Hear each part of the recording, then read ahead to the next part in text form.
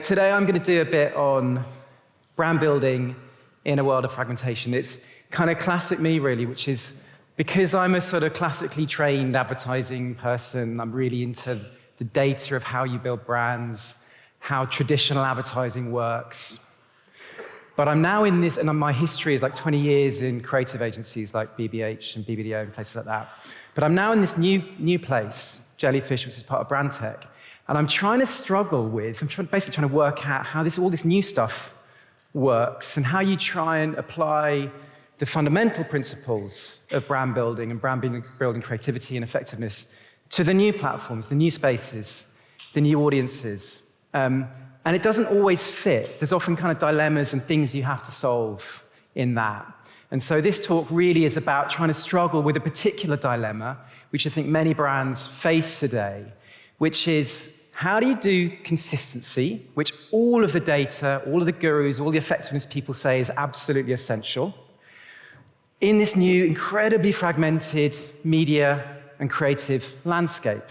How do you do that when the gurus on the one hand are saying, do one thing singularly over and over again, repeat yourself again and again and again, and the platforms are saying, give us 1 million things. How do you do that? Okay, well, I don't have the exact answers. I've got 5 principles that I'll get to, but let's get into it. So the core question, what does brand building look like in a world of media and creative fragmentation? We'll unpack that a bit, discuss some of the principles, some of the data, and get to 4 or 5 core principles. Now, historically, brand building has been about these things: singularity, consistency, repetition. All of the textbooks talk about this sort of stuff, and all of the language that we use when we're talking about brand and brand strategy tends to be about big singular things like purpose, vision, North Stars, propositions, big ideas, key message, single things. Probably the best book on strategy is by a guy called Richard Rumelt. It's called Good Strategy, Bad Strategy, and his approach, his language in this space is the guiding policy. He talks about the strategy kernel, and he says, you've got to do your diagnosis, you've got to come up with a guiding policy, and then you come up with some coherent actions. So it's all about the singular guiding policy, and then some core actions to make it happen. This is tricky, isn't it? Because we're not in that world anymore, but those things still work theoretically. The great, brilliant Les Binet, he talks about this as being the definition of brand building. It's about creating associations, feelings, and habits through repeated exposure, typically coming up with a core creative expression of your brand idea, your brand thought, your brand proposition, your brand idea, and then hammering it home repeatedly over time, really consistently, to really burn it into the retinas of your audience. So repetition is what he says is really important. This is a kind of classic chart that all traditional advertising people love. I used to love it, but it's actually a bit confusing. But I'm showing it today because it's just an example of the sort of thing that this traditional world really like. They love the idea of single-minded ads. So this is a piece of Kantar data, and it says, it was from TV ad testing. If you try and deliver one message, you might succeed. If you add in loads of other messages, you're less likely to deliver that key message. So it sort of follows that if you repeat that singular message over time, you'll do a good job at delivering your brand idea. And this is sort of the holy grail in traditional ad world. This is a couple of slides from a brilliant new report by System 1 from last year. And they talk about creative consistency. So it was a study of 56 brands, billions of ad spend, several hundred ads, I think. And they found that if you're creatively consistent over time, you will score better and better on their ad testing system, and you will deliver better advertising, brand, and business effects by doing so. And they showed that in this report, you could deliver this kind of compound interest effect if you did that consistently over more than 12 months and into the future. You could get this sort of compound effect, and they called it compound creativity. So again, this sense of delivering a repeated message Slight variation on a theme, maybe, but essentially saying the same thing consistently over years will get you the results you need. And all of that is really consistent with people like Byron Sharp. This is his quote about distinctiveness and consistency. You cannot be distinctive if you are not consistent. Those two things go hand in hand. So it's kind of intrinsic to brand building, which is all about building a recognizable, distinctive brand. You can only do that by being consistent over time. It's completely woven into the theory and practice of brand building, is distinctiveness and consistency, being consistently distinctive. So that's what the data says, it's what the ad gurus say, it's what the brand building and effectiveness people say, all of those big names that you just heard. But it's not equal. In fact, it's completely the opposite of what the platforms say. And it's completely the opposite of the algorithms that they've built.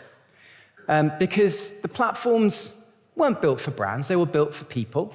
They were built, well, actually, they weren't built for people, they were built for the tech companies to make loads of money off the people. It was about monetizing attention, monetizing eyeballs. So they're not that interested in building brands. They're very interested in keeping people addicted to their platforms. And it follows that what they try and do is create and encourage their users to create loads of fresh new content, and then encourage brands to do the same, not because they want brands to build their brands, but because they want their brands' money.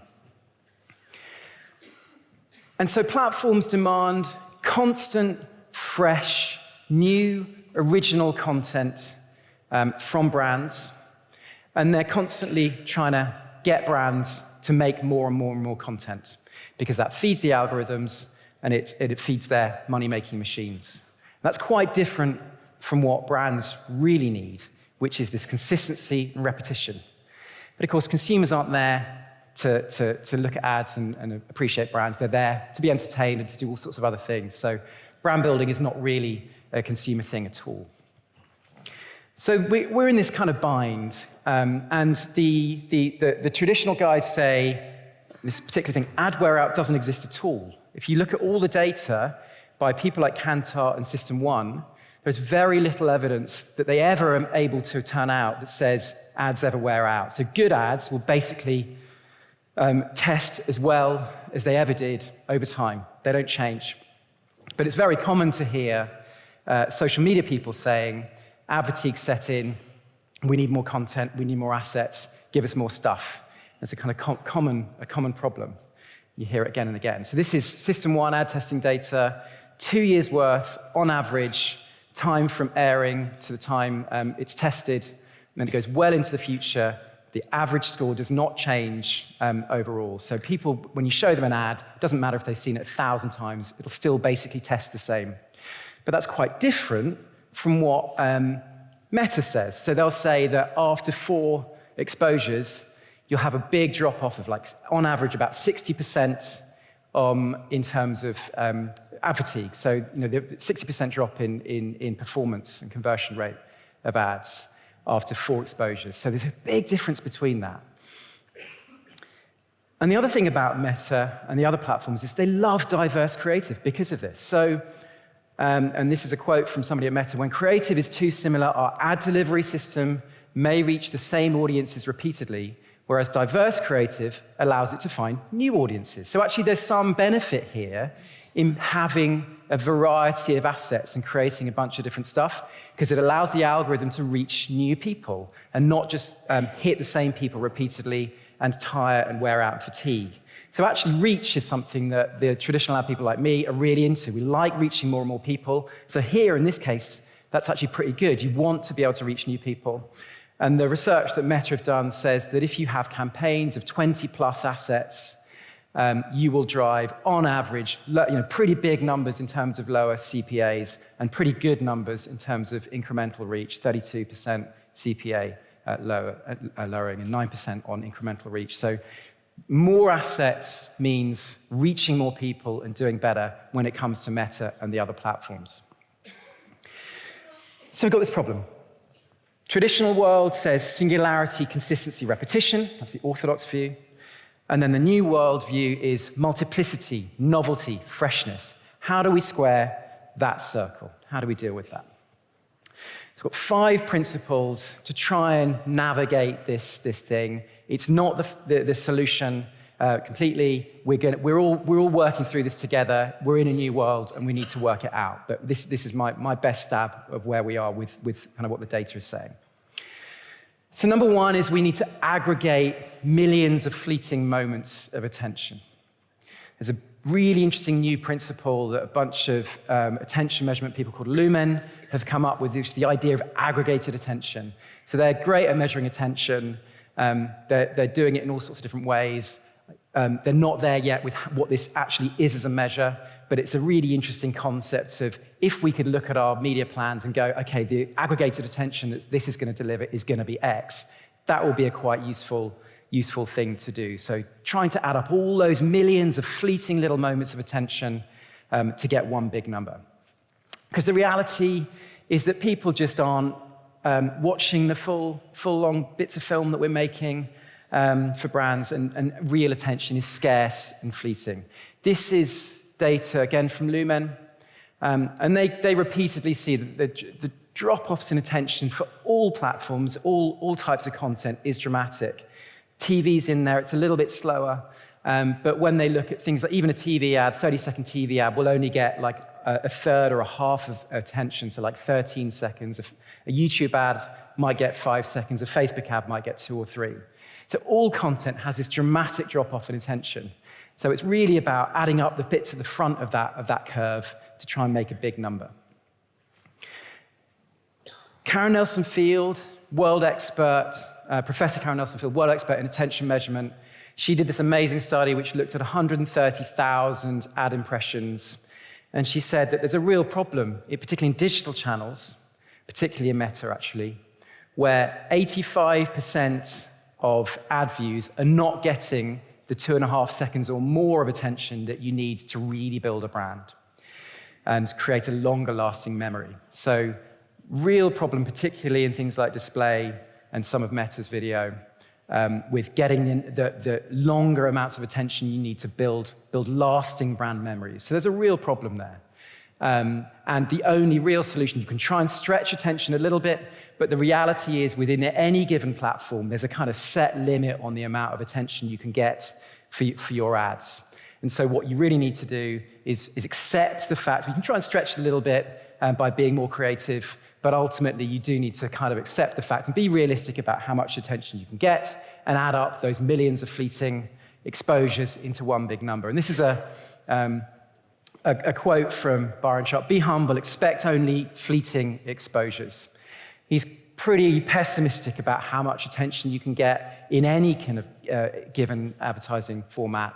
And you know, I'm not a pessimist like him in terms of the amount of attention you can get, but I do think we have to be realistic, because you know, I'm a kind of an optimist at heart when it comes to creativity, and I love the idea that people are watching our full TV commercials and videos, etc. But we have the data now, and we have to be realistic about that. So principle number 2, exploit the synergy effects of using multiple platforms. Now, we've always known, or for quite a long time known, that there's a multiplier effect that kicks in when you use multiple platforms, and you can get some good synergies going. There's some good new data on this that I'll show in a second. This is a chart from Ipsos, which just adds to this. We know that TV is in decline, and fundamentally that's the backdrop to this. All of this, actually, this conversation is really saying, okay, with TV, linear TV in decline, its inability to get as much reach as we used to get with it, what do we replace it with? And this is a bit of data that shows not only is reach declining, but your ability to get ad recognition is declining too. So 2012 in blue, 2024 in orange. This is how much ad recognition you can get per GRP point. And of course, it goes up as you have a heavier weight of campaign. But the gap between those two things, how much you can get in 2012 versus 2024, has dramatically dropped. So we're not able to get the impact from TV that we used to get, and we're having to replace it with other platforms. You know, TV was, of course, the real fundamental brand building platform, and it no longer is able to do that for us. Another great bit of data from Ipsos on the multiplier effect. So The single touchpoint campaigns in yellow, multi-touchpoint campaigns in blue, and Ipsos do some modeling to work out what's the impact of different types of campaign. And you can see in Germany and UK, Mexico, really big differences in what multimedia campaigns can get for you versus what single media campaigns can get for you in terms of impact. So use multiple platforms. And of course, we've got loads of great data now that says digital platforms can do brand building, they can do long and short. It's not just that old view that digital platforms were about direct response, direct sales. They can do long-term ROI building as well. And this is two different data sources.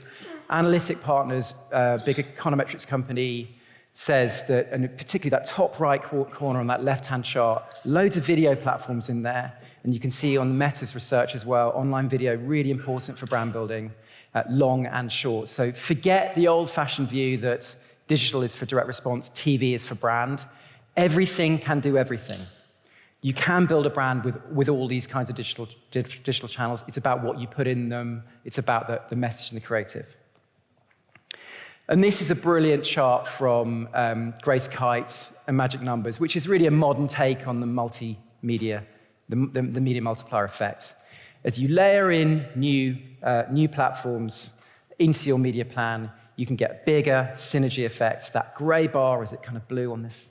The top layers there are the synergy effects from having multimedia.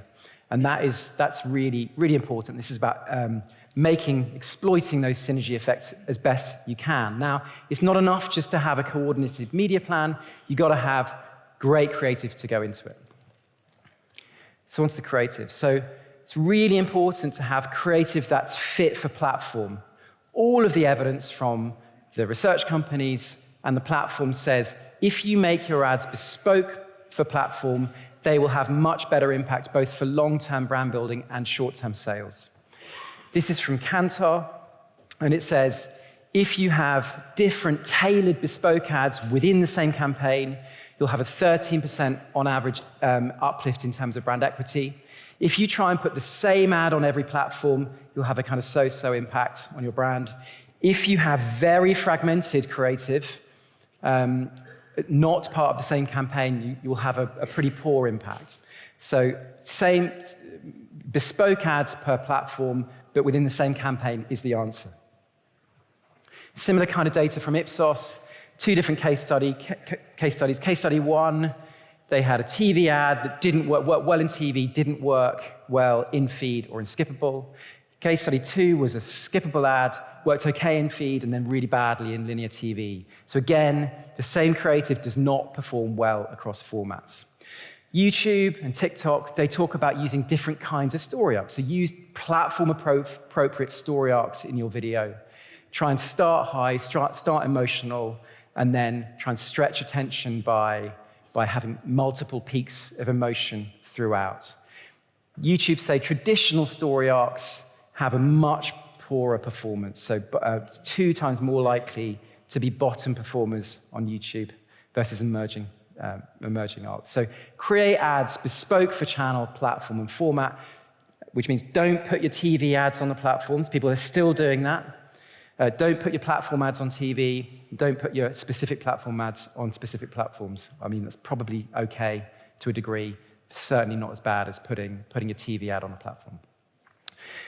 This demonstrates the opportunity cost of not doing that. So CreativeX, who are an AI testing company, they're able to use AI to judge your thousands or millions of assets. They say that 50% of digital media budgets are put behind ads that are not fit for platform in really basic ways, simple things that you can fix.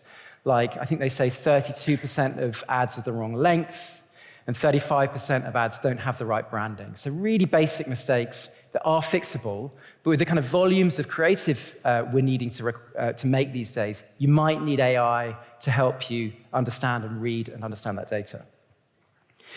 So number 4, employ imaginative repetition.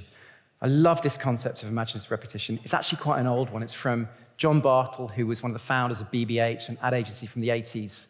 Back then, they had far fewer channels to play with, but they were still concerned with how do we create a consistent brand idea, and then how do we develop imaginative ways of repeating that brand idea in different kinds of different places, different formats, different ideas, different expressions.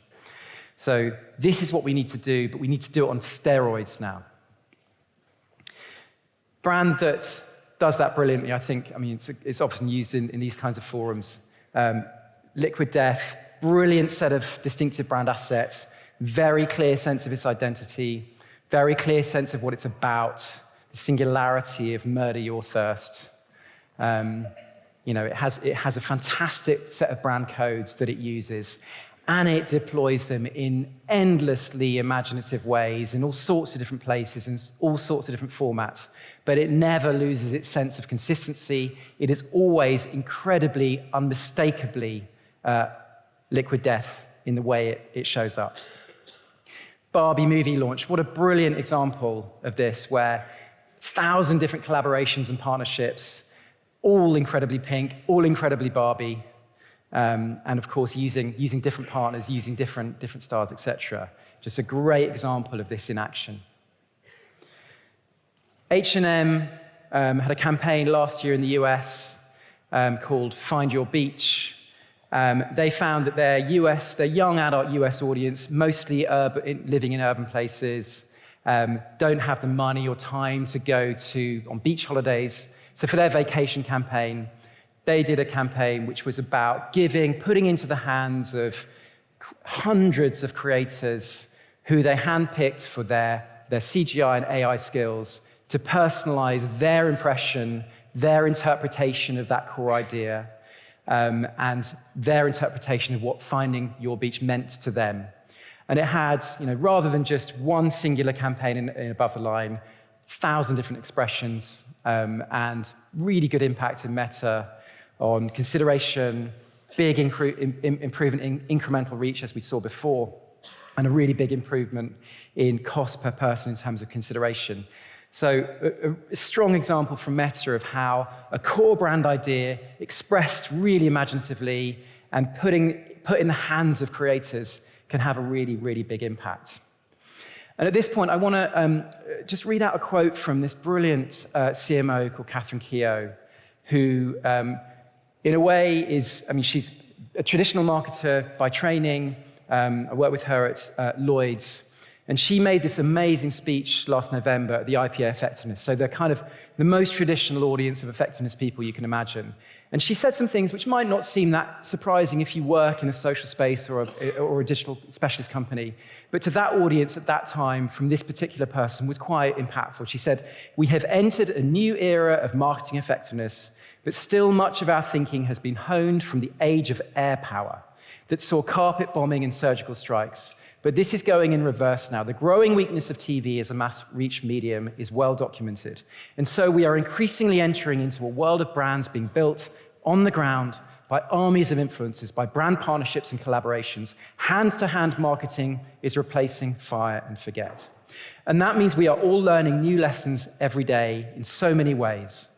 And there's no way any of us can keep up unless we work together. The sense of collaboration being really important, you can hear there. So what do we need to do? We need to aim high. We can't drop our standards just because we've got a million things to do. We have to aim for high consistency, which means really strong brand strategy, really strong understanding of our brand assets and our brand codes. It means high volume and variety, which means getting the right partners, the right processes, the right technology, and I'll come to that in a second. And high fit for platform, which probably means increasing numbers of platform native creators, both creators in-house, in agency, and also just out there on the streets. So high consistency, high variety, high fit for platform. And on to my final point, embrace the power of AI to deliver creativity at scale. This is a global beauty brand which just shows the kind of exponential growth in assets that typical brands need these days. So they had to 10x their assets in 6 years, from 300 assets in 2017 to 3,500 in 2023. And that's 2023. We're now into 2025. We're now seeing brands having to produce millions of assets, unbelievably. A company called Realize, who again are an attention measurement company, they said to me, one global beauty brand, the cosmetics brand that they work with, asked them to test millions of assets. Now, if you're creating millions of assets, it strongly implies you're using AI to create them. And of course, in order to test millions of assets, you're going to need AI to evaluate them. So in a world of synthetic creativity, we're going to need synthetic data as well to test that work. Things are only going to get exponentially more in terms of the amount of quantity that we need to create. And that brings us to things like this. This is Pencil Pro, which is Brand Tech and Jellyfish's AI creative and production tool. It's been in use since 2018, since the early days of AI. We're now using it on many of our clients. It's deployed by 3 of the top 10 global brands. We've created 235,000 assets for those 3 brands. And we're doing it cheaper, we're doing it faster, and with an improvement in short-term ROI. It's here, it's real, and this is the future. It's helping us. It is not at the expense of creativity. And as the tools get better and better at delivering real creativity, at helping us generate real ideas, and as they get, this now deploys all of the main LLMs. So it's now got VO2, which is Google's latest version of its video model. So and as video becomes a part of these things, video is the lifeblood of brand building. And so brand building, advertising, creativity will become part of, become completely normalized. And it's already normal in the world of performance marketing and kind of lower funnel stuff. It's heading up the funnel to a brand near you. So there we are. Big as a collection of smalls is what I call this. We need to aggregate attention. We need to exploit the media synergies that are available from all these different platforms. And we do that by making sure we are creatively consistent. We need to make sure our assets are fit for platform. We need to be as imaginative as we've ever been. Just because we're going to have AI does not mean we stop being imaginative. We're going to use that tool to help us be more and more imaginative. And we're going to use AI not just for imagination, but also to scale our creative ideas for brand consistency and to help with the platform fitness as well. So that's the mantra. Big is a collection of smalls. We can build our brands out of many, many millions of little pieces, and we can build them big. Thank you very much.